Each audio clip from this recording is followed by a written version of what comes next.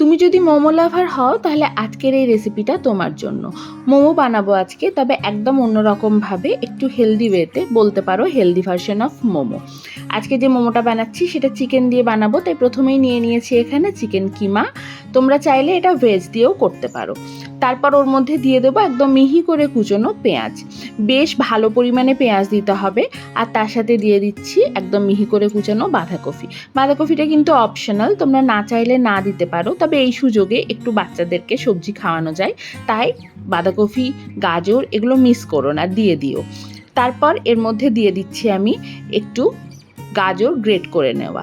আমার মনে হচ্ছিল যে পাত্রটাতে আমি নিয়েছিলাম সেটা ছোট পড়বে, তাই মাঝে পাত্রটা একটু চেঞ্জ করে নিয়েছি। আরও খানিকটা পেঁয়াজ কুচি দিলাম, আর তারপর দিয়ে দিলাম রসুন আর কাঁচা লঙ্কা একটু থেতো করে নেওয়া। একটু বেশি পরিমাণেই রসুনটা দিতে হবে, মোটামুটি 2 চামচ ভরে ভরে রসুন আর কাঁচা লঙ্কা থেতো দিয়েছি। তারপর দিয়ে দিলাম স্বাদ মতো নুন, বেশ খানিকটা গোলমরিচের গুঁড়ো আর একটু সয়া সস। তারপর দিয়ে দিচ্ছি গরম মশলার গুঁড়ো, এটা বলতে পারো সিক্রেট ইনগ্রিডিয়েন্ট, এটা কিন্তু একদম মিস করবে না। তারপর দিয়ে দিলাম বেশ খানিকটা সাদা তেল আর একটু চিলি ফ্লেক্স। তারপর খুব ভালো করে এই সমস্ত উপকরণগুলোকে ভালো করে মেখে নিতে হবে। মেখে এটার একটা মন্ডের মতো তৈরি করতে হবে, মানে বেসিক্যালি পুরটা রেডি করতে হবে। এদিকে ভিডিওর প্রথমেই দেখতে পেয়েছো যে বাসমতি চাল ভিজিয়ে রেখেছিলাম। 1 কাপ বাসমতি চাল আধ ঘন্টার জন্য জলে ভিজিয়ে রেখেছিলাম। এখন জলটাকে সম্পূর্ণভাবে ঝেড়ে নিয়ে ওটাকে অন্য একটা পাত্রে ঢেলে রাখবো। খানিকটা ধনেপাতা কুচিও পুরটার মধ্যে অ্যাড করলাম। ধনেপাতা কুচিটা কিন্তু অবশ্যই দিও, এটাতে ফ্লেভারটা খুব ভালো আসে। এখন আমাদের পুরটা একদম রেডি। এবার যেটা করব যে এরকমভাবে কিছুটা পরিমাণে পুর হাতে নিয়ে এরকম গোল গোল বলের মতো শেপ দিয়ে এটাকে তৈরি করে নেব। প্রথমে সমস্ত পুরটা দিয়ে যতগুলো বলের মতো শেপ তৈরি করা যায় সেটা তৈরি করে নিতে হবে। তারপর নেক্সট স্টেপে যাব। রেসিপিটা দেখতে অনেকটা বড় হলেও এটা বানানো কিন্তু খুব সহজ, খুব তাড়াতাড়ি হয়ে যায় আর খেতেও ভালো লাগে। এখন যে বাসমতি চালটা জল ঝরিয়ে রেখেছিলাম তার মধ্যে একটু নুন দিয়ে দিলাম। নুন দেওয়ার পর ভালো করে নুনটা সব চালের মধ্যে মিশিয়ে নিচ্ছি। এবার এই যে পুরের যে বলগুলো রেডি করে রেখেছিলাম সেই বলগুলো একটা একটা করে নেব, আর এরকমভাবে চালের মধ্যে এটাকে গড়িয়ে নেব যাতে এই চালগুলো পুরের গায়ে লেগে যায়। একটু হাত দিয়ে একটু চেপে চেপে কাজটা করতে হবে যাতে চালগুলো প্রপারলি পুরের গায়ে লেগে থাকে। এইভাবে সমস্ত চালগুলোকে ভালোভাবে পুরের গায়ে লাগিয়ে নিতে হবে, আর তারপরই আমাদের নেক্সট কাজটা হবে।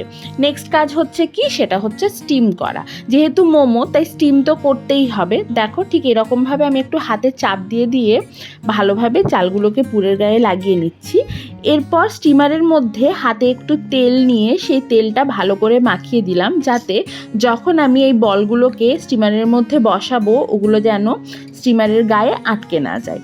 তারপর এক এক করে বলগুলোকে এরকমভাবে স্টিমারের মধ্যে বসিয়ে দিতে হবে। খেয়াল রাখবে একটু যেন গ্যাপে বসানো হয়, মানে একটু যেন জায়গা থাকে, কারণ যখন চালটা সেদ্ধ হবে তখন চালগুলো একটু উঠে উঠে থাকবে, তার জন্য একটু গ্যাপের দরকার, তাছাড়া গায়ে গায়ে লেগে যাবে। মোটামুটি 15 মিনিটের মতো স্টিম দিতে হবে। তারপর এরকমভাবে খুলে একটা চাল হাতে নিয়ে একটু টিপে দেখবে যে চালটা সেদ্ধ হয়েছে কিনা। যদি চালটা প্রপারলি সেদ্ধ হয়ে যায় তার মানে আমাদের এই পুরটাও ভালোভাবে সেদ্ধ হয়ে গেছে। ঠিক এই রকমভাবে দেখো চালটা সুন্দরভাবে সেদ্ধ হয়েছে। এখন একটু এটাকে ডেকোরেট করে নিই। আমি একটু কায়দা মেরে ডেকোরেশন করেছি, জানি না কেমন লাগছে দেখতে। এরপর এখানে আমি এক এক করে এই মোমোগুলোকে বসিয়ে দিলাম। ও, এই মোমোটার নামটাই তো বলতে ভুলে গেছি। এই মোমোর নাম হলো ঝাল কদম বা রাইস মোমো বলা যেতে পারে। ব্যাস, তারপরই আমাদের এই মোমো রেডি। আমি একটা মোমো কেটেও দেখিয়ে দিচ্ছি যে ভেতরটা একদম প্রপারলি কুক হয়েছে। আর একদম গরম গরম এক একটা মোমো মুখে পুরে দাও, তারপর আমাকে বলো যে কেমন লাগলো এটা খেতে। ভীষণ ভালো খেতে হয়, ভীষণ হেলদি অপশন মোমোর। যারা ময়দা খেতে পছন্দ করো না বা ময়দা আছে বলে মোমো খাওয়া হয় না তারা কিন্তু অবশ্যই ট্রাই করতে পারো। চলো আজ এটুকুই, টাটা।